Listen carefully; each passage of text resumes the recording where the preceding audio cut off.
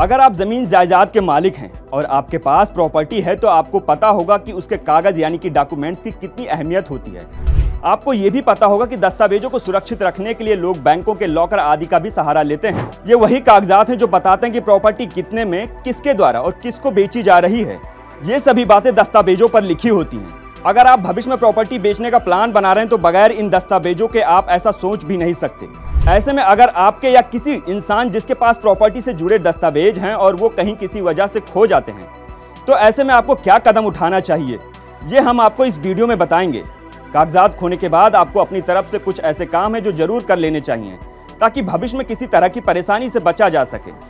साथ ही हम आपको ये भी बताएंगे कि आप नए दस्तावेज को दोबारा कैसे हासिल कर सकते हैं। इसके लिए आपको कुछ स्टेप को फॉलो करना होगा। सबसे पहला स्टेप, एफआईआर फाइल करें। जैसे ही आपको पता चलता है कि प्रॉपर्टी से जुड़े दस्तावेज खो गए या चोरी हो गए हैं तो सबसे पहले इसकी सूचना पुलिस को दें। तुरंत नजदीकी थाने में एफआईआर लिखवाएं। एफआईआर में ये साफ तौर पर मेंशन करें कि कागजात खो गए हैं या कहीं इधर उधर रखकर भूल गए हैं जो अब मिलने वाला नहीं है। एफआईआर की एक कॉपी अपने पास रखें ताकि बाद में उससे मदद मिल सके। दूसरा स्टेप, अखबार में विज्ञापन छपवाएं। अगला कदम यह होना चाहिए कि कागजात गुम होने की बात किसी अखबार में छपवाएं। यह एक नोटिस होगा जिसमें प्रॉपर्टी से जुड़ी पूरी जानकारी होगी। अगले 15 दिन तक इंतजार करें क्योंकि हो सकता है कि दस्तावेज किसी इंसान को मिला हो, वो आपको लौटा सकता है। ध्यान रखें कि यह नोटिस अंग्रेजी अखबार और ओरिजिनल अखबार दोनों में छपना चाहिए। तीसरा स्टेप, डुप्लीकेट शेयर सर्टिफिकेट लें। अगर आप किसी हाउसिंग सोसाइटी में रहते हैं तो आप रेजिडेंस वेलफेयर एसोसिएशन या रॉ से इसका डुप्लीकेट सर्टिफिकेट ले सकते हैं। रॉ से डुप्लीकेट शेयर सर्टिफिकेट लेने के लिए आपको एफआईआर की कॉपी और न्यूज़पेपर पर छपा नोटिस दिखाना होगा। इसके बाद रॉ एक मीटिंग बुलाकर कागजातों की जांच करेगा और घटना सही पाए जाने पर शेयर सर्टिफिकेट जारी कर देगा। चौथा स्टेप, कानूनी रास्ता अपनाएं।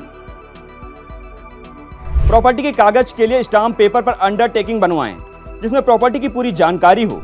इसमें गुम हुए कागजात, एफआईआर और अखबार के नोटिस का जिक्र जरूर होना चाहिए। इस अंडरटेकिंग को रजिस्टर कराना होगा, नोटरी से पास भी कराना होगा और इसके बाद रजिस्टर ऑफिस में जमा करना होगा। पांचवा और सबसे अहम स्टेप, डुप्लीकेट प्रॉपर्टी के कागजात लें। इन सभी काम को करने के बाद अपनी प्रॉपर्टी के लिए रजिस्टर ऑफिस में डुप्लीकेट सेल डीड का अप्लाई करना होगा।